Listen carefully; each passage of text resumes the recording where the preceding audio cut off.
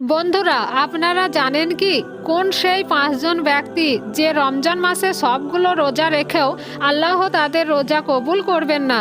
চলুন এই ভিডিও থেকে জেনে নিই। রমজান মাসে এই ব্যক্তিরা যতই রোজা রাখুক, যতই ইস্তেফাক করুক, আর যতই পবিত্র কোরআন শরীফের আয়াত পাঠ করুক না কেন, আল্লাহ তাআলা তাদের রোজা কবুল করবেন না।